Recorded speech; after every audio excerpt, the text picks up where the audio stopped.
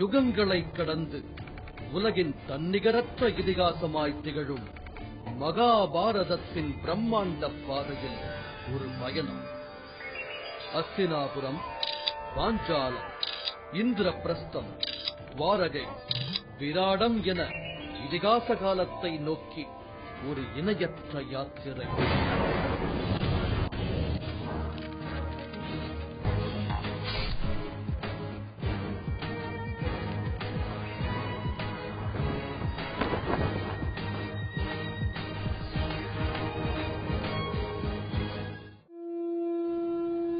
சத்வகுணம் உடைய மனிதர்கள் தேவர்களை வழிபடுகின்றனர். ரஜோகுணமுடையவர்கள் அசுரர்களை பின்பற்றுகின்றனர். தமோகுணத்தில் திளைப்பவர்களோ பூத பிரேதங்களை பூஜிக்கின்றனர். சாத்திரங்களில் சிபாரிசு செய்யப்படாத கடுமையான தவங்களையும் விரதங்களையும் தற்பெருமையாலும் கர்வத்தாலும் காமத்துடனும் பற்றுடனும் செய்பவர்கள் உந்தப்பட்டவர்களாய் அதர்ம மார்க்கத்தை கைக்கொள்கிறார்கள். அவர்கள் உணவும் அவர்கள் குணத்தை சார்ந்தே அமைகிறது. சத்வ குணத்திற்கான உணவுகள் வாழ்நாளை நீடித்து ஒருவனது இருப்பை தூய்மைப்படுத்துபவையாகவும் பலம் தருவதாகவும் சுகாதாரம், சுகம் மற்றும் திருப்தி அளிப்பதாகவும் அமைகின்றன.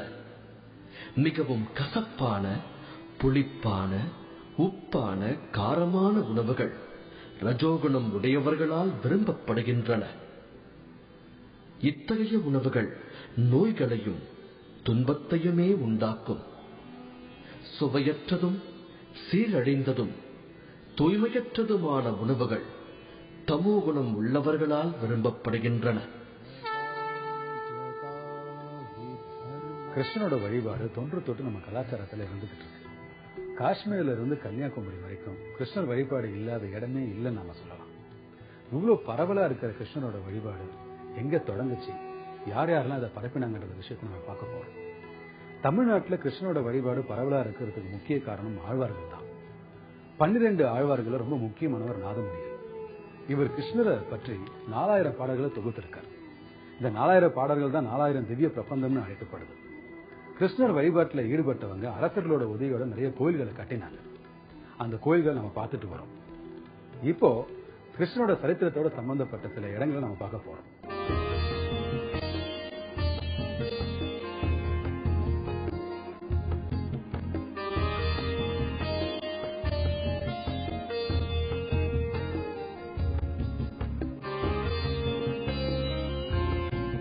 மகாபாரதம் குறித்த நம்மளோட பயணத்துல கிருஷ்ணர் லீலைகள் செய்த இடம், கிருஷ்ணர் சாகசம் செய்த இடம் அப்படின்னு கிருஷ்ணர் தொடர்பான இடங்களா நம்ம பார்த்துட்டே வர்றோம். இப்ப அடுத்ததா கிருஷ்ணருக்கு சமமான கதாபாத்திரமா பேசப்படுற இன்னொரு கதாபாத்திரம் தொடர்பான இடங்களை தான் நம்ம பார்க்க போறோம். யார் அந்த கதாபாத்திரம்? நேரம் நீங்களே கெஸ் பண்ணிருப்பீங்க, ராதை. கிருஷ்ணரையும் ராதையும் நம்ம தனித்தனியா பிரிச்சு பார்க்கவே முடியாது. அதனாலதான் கிருஷ்ணரே கூட ராதா கிருஷ்ணர் அப்படின்னு பக்தர்கள் ரொம்ப ஆசை அழைப்பாங்க.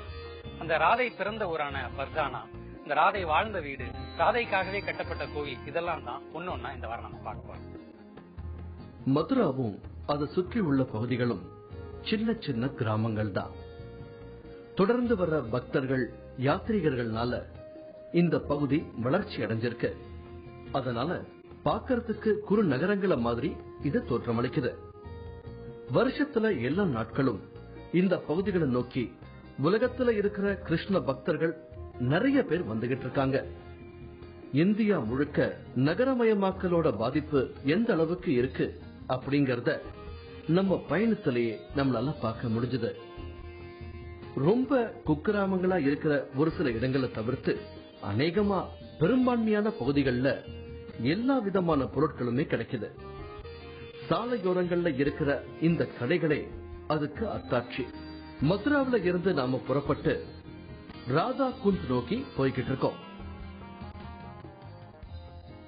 இந்த பயணத்துல சாலையோட இரு பக்கங்களும் கட்டிடங்களைத்தான் அதிகமா பார்க்க முடியுது.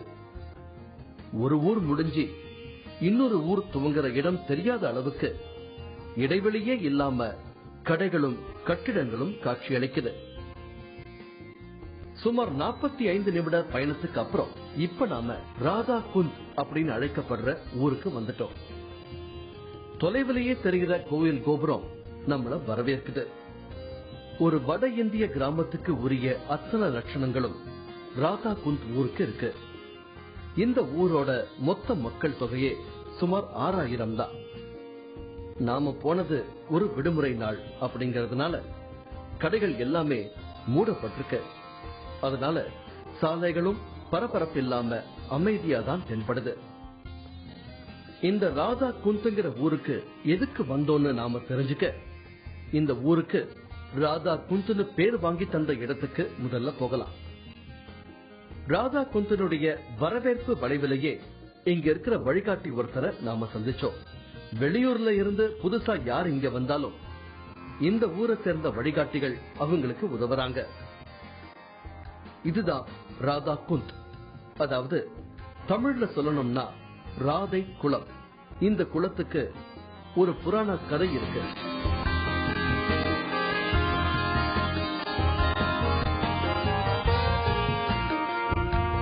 இதுதான் ராதா குண்ட் அப்படிங்கிற குளம். இந்த குளம் உருவாகின வரலாறு ரொம்ப சுவாரஸ்யமானது. உலகத்துல இருக்கிற எல்லா புண்ணிய நதி தேவிகளையும் நினைச்சு கிருஷ்ணர் இந்த இடத்துல தன்னுடைய பாதத்தை ஊன்றார். உடனே அவர் முன்னாடி கங்கை, யமுனை, காவேரி அப்படின்னு எல்லா நதி தேவிகளும் தோன்றாங்க. அவங்கள பார்த்து நீங்க எல்லாரும் ஒன்னா சேர்ந்து சங்கமிங்க அப்படின்னு கிருஷ்ணர் கட்டளையிட்ட உடனே எல்லாரும் சேர்ந்து உருவாகினதுதான் இந்த புனித குளம். ஒவ்வொரு நதியிலையும் தனித்தனியா நீராடும் போது கிடைக்கிற ஒரு புண்ணியம் இந்த குளத்துல நீராடும் போது கிடைக்கும் அப்படின்னு ஒரு நம்பிக்கை இருக்கு. அதனாலதான் இங்க வந்து புண்ணிய நதி நீராடுறத வைணவ குல மக்கள் பெரிய பாக்கியமா நினைக்கிறாங்க. கிருஷ்ணர் இப்படி ஒரு குளம் உருவாக்கின உடனே ராதை மட்டும் சும்மாவா இருந்திருப்பாங்க. அவங்களும் இன்னொரு சுவாரஸ்யமான விஷயம் பண்ணாங்க. அது என்ன அப்படிங்கறதான் அடுத்து நம்ம பார்க்கலாம்.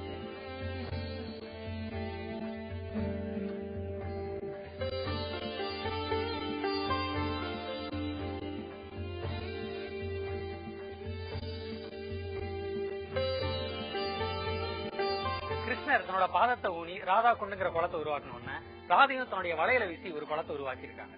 ராதை உருவாக்குன சாமா குண்டு அப்படிங்கிற அந்த குளத்துலதான் இப்ப நான் இருக்கிறேன். ராதையால உருவாக்கப்பட்ட குளம் அப்படிங்கறதுனால கிருஷ்ணர் அதுல தினமும் குளிச்சார் அப்படின்னும், கிருஷ்ணருக்கு பிடிச்ச குளம் இதுதான் அப்படின்னும் அந்த பகுதி மக்களால உறுதியா நம்பப்படுது.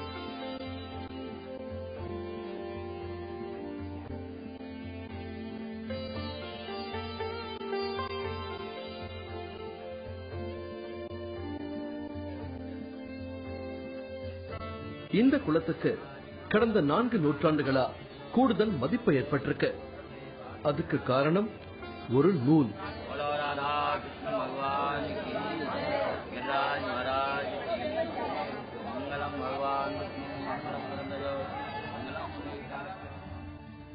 பதினேழாம் நூற்றாண்டை சேர்ந்த ஸ்ரீல ரூப கோஸ்வாமி அப்படிங்கிறவரு சைத்தன்ய மகாபிரபுவோட முதன்மை சீடரா இருந்தவர். பிருந்தாவனத்தை சேர்ந்த அவரு ஸ்ரீ உபேசமித்ரா அப்படின்னு ஒரு நூல் எழுதினார். அந்த நூல்ல தான் கிருஷ்ணர் அசுரர்களை வதம் செய்ததையும், ராதை அதுக்கு அவரை பரிகாரம் செய்ய சொன்னதையும், அதுக்காக பல நதிகள் இந்த குளத்துல ஒன்று கூடினதையும் அவர் குறிப்பிட்டிருக்காரு. இந்த புத்தகம் அவரோட சீடர்களால பரவலாக்கப்பட்டது. அதுல இருந்து இந்த குளத்துக்கு கூடுதல் பெருமை சேர்ந்திருக்கு. உலகம் முழுவதும் உள்ள கௌடிக வைணவர்கள் இந்த குளத்துக்கு புனித யாத்திரை வர்றத கடமையா கொண்டிருக்காங்க. சைத்தன்ய மகாபிரபுவும் இந்த குளத்தை பத்தி தன்னோட பக்தர்கள் கிட்ட பெருமையா சொன்னதிலிருந்து இந்த இடத்துக்கான புனிதத்துவம் அதிகரிச்சிருச்சா. சாதாரண மனநிலையோட இந்த குளத்தை அணுகக்கூடாதுங்கிறது சைத்தன்ய மகாபிரபுவோட உபதேசம். கார்த்திகை மாச அமாவாசைக்கு 8 நாட்களுக்கு பிறகு வர பகுலாஷ்டமிக்கு இங்க வர பக்தர்களோட எண்ணிக்கை லட்சக்கணக்கையும் தாண்டுங்கிறாங்க. புராணத்தோட சம்பந்தப்படுத்த இந்த ராதா குலத்துக்கு கதை சொல்லப்பட்டாலும் ஒரு சம்பவமா இத பார்க்கும்போது ராதை மேல கிருஷ்ணர் வச்சிருந்த அன்பும், தன்னோட காதலிய கிருஷ்ணர் மதிப்பா நடத்தின விதத்தையும் இதன் வாயிலா நாம தெரிஞ்சுக்க முடியுது. தன்னோட சரிபாதியான மனைவிய ஒரு ஆண் எப்படி நடத்துறாருங்கிறத பொறுத்துதான் சமுதாயத்துல அவரோட மதிப்பு கூடும். கிருஷ்ணர் ராதையோட அன்பும் கூட அப்படிப்பட்டதுதான். கிருஷ்ணர் பற்றிய செய்திகளை இந்து புராணங்கள்ல மட்டும் இல்லாம சமணத்திலையும் நம்மளால பார்க்க முடியும். சமணத்துல கிருஷ்ணரோட பெயர் வாசுதேவன், பலராமரோட பெயர் பலதேவன். ஜராசந்தனை கிருஷ்ணர் வதம் செஞ்சது இந்து புராணங்களை மட்டும் சொல்லப்படல, சமணத்திலையும் சொல்லப்படுது. சமணத்துல ஜராசந்தனோட பெயர் பிரதிவசுதேவா. இது மட்டும் இல்லாம புத்த ஜாதக கதையிலையும் கிருஷ்ணரோட குறிப்புகள் இருக்கு.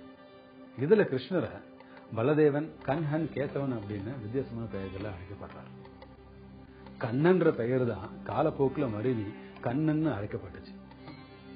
பல்வேறு சமயங்களில் கிருஷ்ணர் பற்றிய சுவாரஸ்யமான விஷயங்கள் சொல்லப்படுறது நமக்கு ஆச்சரியமான விஷயம் தான். இப்ப நம்ம போய்கிட்டு இருக்கிறது ராதை பிறந்த ஊருக்கு. பர்சானா, இதுதான் ராதை பிறந்த ஊர். மதுராவில் இருந்து சுமார் 45 கிலோமீட்டர் தொலைவில் இருக்கு பர்சானா.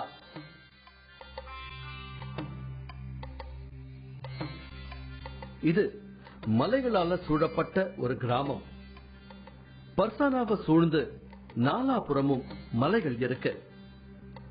ஒரு முறை பிரம்மா கிருஷ்ணர் கிட்ட பூமியில தங்கறதுக்கு ஒரு இடம் வேணும்னு கேட்டாரா. கிருஷ்ணர் பிரம்மாவுக்கு பர்சானாவை காட்டி இது பூலோக சொர்க்கம்னு சொன்னாரா. அதனால பிரம்மா இங்கே வந்து தங்கினாரா.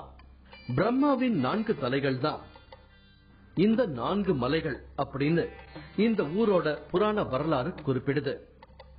பிரம்மாவோட சரீரம் அப்படிங்கிறது தான் நாளடைவுல பர்சானான்னு பெயர் மாறினதாகவும் சொல்லப்படுது. புராணங்கள்ல பிரம்மச்சரின்னு சொல்லப்படுற ஊரும் இதுதான் அப்படின்னு நம்பப்படுது. வளைந்து போற மலைப்பாதை மேல நாம போகும்போதே பர்சானா ஊரை பார்க்கிற ஆவல் கூடிக்கிட்டே போகுது. இந்த இடம் ஒரு காலகட்டத்துல காடா இருந்திருக்கணும். இன்னைக்கு எல்லாமே கட்டிடங்களா மாற்றம் பெற்றிருக்கு.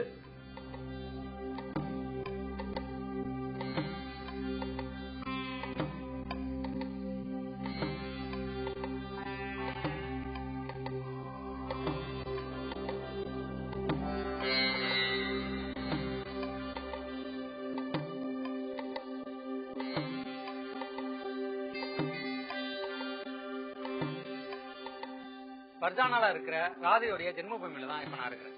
இந்த பகுதியிலேயே ரொம்ப உயரமான இடத்துல இருக்கிற இந்த வீட்டுலதான் ராதை பிறந்து வளர்ந்தாங்க அப்படின்னு சொல்லப்படுது. நான் பாக்குறதுக்கு இது ஒரு சாதாரண வீடு மாதிரி தெரியல, ஒரு பெரிய பேலஸ் மாதிரி தான் இருக்கு. கிருஷ்ணனுடைய ஜென்மபூமியை எப்படி புனிதமானதா பக்தர்களால பார்க்கப்படுதோ அதே மாதிரி ராதை பிறந்த இடமான இந்த ஜென்மபூமியும் ரொம்ப புனிதமாவே பார்க்கப்படுது. உலகத்தின் பல பகுதிகளில் இருந்து இந்த இடத்துக்கு பக்தர்கள் வந்து போறாங்க. இத்தனை 1000 ஆண்டுகள் கடந்து இப்பவும் இவ்வளவு பொலிவா இருக்கிற இந்த அரண்மனை மகாபாரத காலத்துல எப்படி இருந்திருக்கும். இங்க இருந்து இதுக்கு அடுத்து இதுக்கு பக்கத்திலேயே ராதைக்காக கட்டப்பட்ட ராதாஜி கோயிலுக்கு தான் நம்ம போக போறோம். இங்க இருக்கிற 4 மலைகள்லயும் கிருஷ்ணருக்கும் ராதைக்கும் ஆலயங்கள் இருக்கு. அதுல சில ஆலயங்கள் தொடர்பான தகவல்களை நாம தெரிஞ்சுக்கலாம். மன்மந்திர்னு சொல்லப்படுற இடத்துலதான் ராதை கோபப்படும் போதெல்லாம் போய் ஒளிஞ்சுக்குவாங்கன்னு கிருஷ்ணர் அவங்கள தேடி கண்டுபிடிச்சு சமாதானப்படுத்தினார்னு உள்ளூர் மக்கள் நம்புறாங்க. அதுபோல கிருஷ்ணரும் ராதையும் நீராடின குளம்னு கிருஷ்ணா குந்த் அப்படிங்கிற ஒரு பகுதியை சொல்றாங்க. நந்தகோபுருடைய மகனான கிருஷ்ணர் இந்த பகுதிக்கு அடிக்கடி வரி வசூலிக்க வருவாரா. அந்த காலகட்டத்துல வரிங்கிறது பணமா இருக்காது. அந்தந்த பகுதிகளில் என்ன விளையுதோ, எது செழிப்பா கிடைக்குதோ அதைத்தான் வரியா வசூலிப்பாங்களாம். மதுரா, பிருந்தாவன், பர்சானா போன்ற இடங்கள்ல கால்நடைகள் தான் அதிகம். அதனால பால், வெண்ணெய், நெய் இதெல்லாம் தான் வரியா வசூலிக்கப்பட்டிருக்கணும். அந்த வரி வசூலுக்கு கிருஷ்ணர் இந்த பகுதிக்கு வரும்போது ராதை அவங்க தோழிகள் எல்லாம் சேர்ந்து அவரை வழிமறிச்சு அவரை பம்பிழுப்பாங்களாம். கிருஷ்ணர் வசூலிச்ச பொருட்களை ராதையும் தோழிகளும் அவர்கிட்ட இருந்து எடுத்துக்குவாங்களாம். இப்படிப்பட்ட சம்பவம் நடந்த இடமா சங்கரி கோர் அப்படிங்கிற இடத்தை குறிப்பிடுறாங்க. ராதை கிருஷ்ணர் காதலுக்கு சாட்சியா இருக்கிற இடங்கள் ஏராளமா இருக்கு.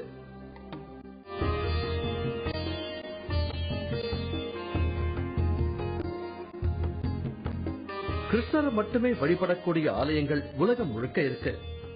ராதா கிருஷ்ணர் வழிபாடும் எல்லா இடங்களிலும் உண்டு. ஆனா ராதை மட்டுமே வழிபட்ட கோயில் ராதையின் ஜென்ம பூமியான பர்சானாவில் இருக்கு. ராதையின் வீடு இருந்ததா சொல்லப்படுற இடத்துல ராதைக்கும் ஒரு ஆலயம் இருக்கு. அந்த ஆலயம் தான் உலக பிரசித்தி பெற்ற ராதா ராணி ஆலயம். இந்த ஊர் மக்களுக்கு ராதை எப்பவுமே ராணிதான். இதுதான் அந்த ராதாராணி கோயில். இங்க ராதை தான் கடவுளா வழிபடப்படுறாங்க. இந்த பகுதியில் இருக்கிற கோயில்களே இதுதான் ரொம்ப பெரிய கோயில் அப்படின்னு சொல்லலாம். அது மட்டும் இல்லாம சுற்றிலும் 4 பக்கமும் குன்றுகள் மாதிரி இருக்கிற அந்த கோயிலோட அமைப்பை பிரம்மனுடைய 4 முகங்களோட ஒப்பிட்டு பேசுறாங்க. ஒவ்வொரு வருஷமும் மார்ச் மாசம் அந்த கோயில் ரொம்ப விசேஷமா இருக்கும். அப்ப ராசலீலா அப்படிங்கிற ஒரு நிகழ்வு நடக்கும். மதுரால இருந்து வர்ற ஆண் பக்தர்கள் கிருஷ்ணர் மாதிரியும் இந்த பகுதியை சேர்ந்த பெண் பக்தர்கள் ராதை மாதிரி இணைந்து நடத்துற அந்த ராசலீலா உலக பிரசித்தி பெற்ற நிகழ்வுகள்ல ஒண்ணு அப்படின்னு சொல்லலாம். அது மட்டும் இல்லாம இன்னொரு விசேஷம் என்ன அப்படின்னா, உலகத்திலேயே ராதைக்காக கட்டப்பட்ட ஒரே கோயில் இதுதான் அப்படின்னு சொல்லலாம். ராதை வழிபாட்ட பரவலாக்குனது நிம்பர்கா மார்க்கம்தான். இந்த சம்பிரதாயத்தை பின்பற்றுகிற பக்தர்கள் ராதைய சக்தியின் அம்சமா பாக்குறாங்க. நிம்பகாச்சாரியார் அப்படிங்கிறவரு அர்ஜுனரோட பேரனா அறியப்படுறாரு. இந்த ராதாராணி ஆலயம் காட்டுக்கு நடுவுல தான் துவக்கத்துல இருந்ததா நம்பப்படுது. ரொம்ப பிரம்மாண்டமா கட்டப்பட்ட இந்த கோயிலுக்கு வர்ற பக்தர்களோட எண்ணிக்கை நாளுக்கு நாள் அதிகரிச்சுக்கிட்டே போகுது. கிருஷ்ணருக்கு ஏராளமான மனைவிகள்னு புராணங்கள் குறிப்பிடுது. அந்த மனைவிகள்ல பாமா, ருக்மணி இந்த 2 பேருக்கு தான் பல கோயில்கள்ல கிருஷ்ணருக்கு சரிசமமா சிலைகள் அமைக்கப்பட்டிருக்கு.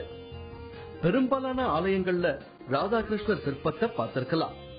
அத்தனை மனைவிகள்ல எப்படி ராதைக்கு மட்டும் இவ்வளவு செல்வாக்கும் முக்கியத்துவமும் கிடைச்சது? அதுக்கு காரணம் இருக்கு. மற்ற பெண்களை கிருஷ்ணர் அரசியல் காரணங்களுக்காகவும் நிர்பந்தத்தினாலையும் திருமணம் செய்திருக்கலாம். ஆனா ராதை மட்டும்தான் எந்த எதிர்பார்ப்பும் இல்லாம கிருஷ்ணரை அப்படியே ஏத்துக்கிட்டாங்க. இன்னும் சொல்ல போனா கிருஷ்ணர் வேற ராதை வேற இல்லைன்னே சொல்லலாம்.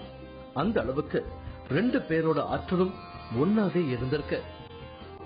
அதனாலதான் இந்த மாதிரியான பிரம்மாண்டமான ஆலயத்தை ராதை பிறந்த ஊர்லயே எழுப்பியிருக்காங்க.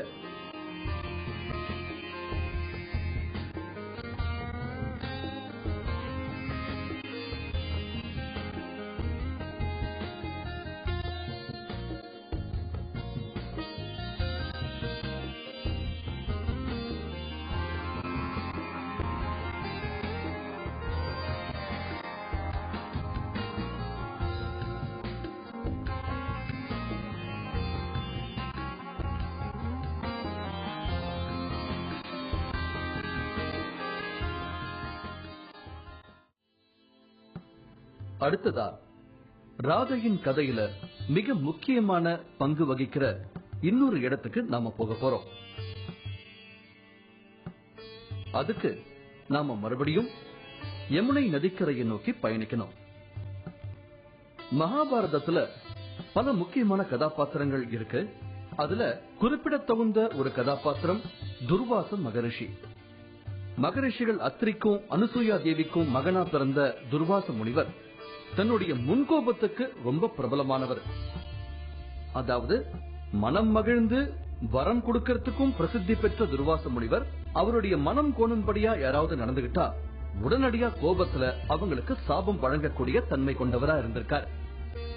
அப்படிப்பட்ட துர்வாச மகரிஷிகளை பூவுலகத்திலையும் சரி தேவலோகத்திலையும் சரி அவர் எங்க போனாலும் ரொம்ப பயபக்தியோட வரவேற்று உபசாரம் பண்ணுவாங்களாம். ஏன்னா அப்பதான் அவர் மனம் மகிழ்ந்து வரம் கொடுக்கலனாலும் பரவாயில்ல சபிக்காம போயிடுவாரு அப்படிங்கிற ஒரு நம்பிக்கை இருந்திருக்கு. அந்த துர்வாச மகரிஷி ராதையின் கதையில ஒரு முக்கிய அங்கம் வகிச்சிருக்காரு.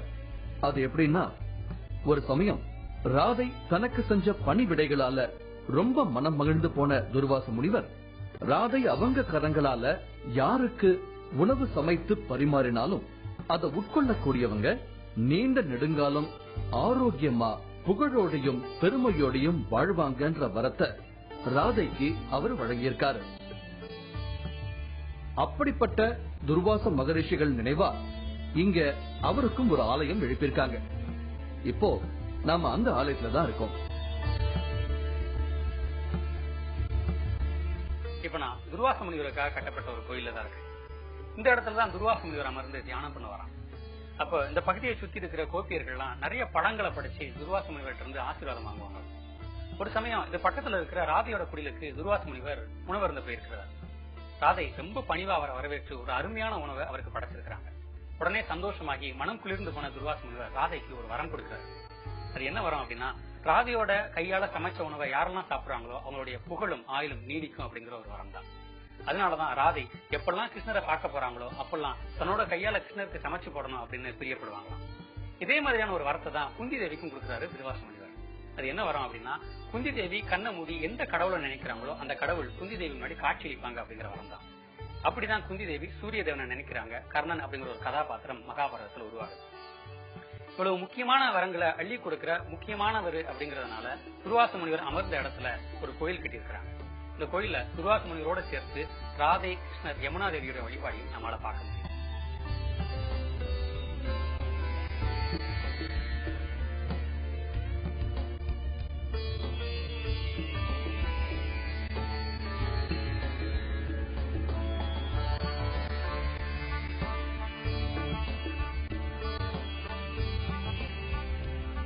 இந்த பயணத்துல கிருஷ்ணர் குறித்து சில சுவாரஸ்யமான தகவல்களை நம்ம பார்த்தோம். கிருஷ்ணர் வாழ்ந்த இடங்கள் இன்னைக்கு எப்படி இருக்கு, கிருஷ்ணர் வாழ்ந்த காலகட்டத்தில் இந்த நினைவு சின்னங்கள் இன்னைக்கு எப்படி இருக்குன்னு பார்த்தோம். மகாபாரதத்துல கிருஷ்ணர் செஞ்சது தந்திரம், சூழ்ச்சி நிறைய பேர் சொல்றாங்க. ஆனா அதை புரிஞ்சுக்கணும்னா குளத்துல இருக்கிற தாமரை மாதிரி இல்லை, தண்ணீர் மாதிரி நம்ம வாழ்க்கையை எதிர்கொள்ளலாம் மட்டுமே அதோட அர்த்தத்தை புரிஞ்சுக்க முடியும்னு வைணவ பெரியவர்கள் எல்லாம் சொல்றாங்க. இந்த வாரத்தோட கிருஷ்ணர் சம்பந்தப்பட்ட இடங்கள்லாம் முடியும். வரப்போற வாரங்கள்ல மகாபாரதம் சம்பந்தப்பட்ட இடங்கள் நம்ம பார்க்க போறோம். மகாபாரதத்தோட சுவடுகள் இன்னைக்கு எந்த அளவுக்கு பராமரிக்கப்பட்டுக்கிட்டு வருது, மக்களோட வாழ்க்கை முறை, இதை பத்தி நம்ம வரும்போது வாரங்களை பார்க்க போறோம். திரும்ப அடுத்த வாரம் சந்திக்கலாம்.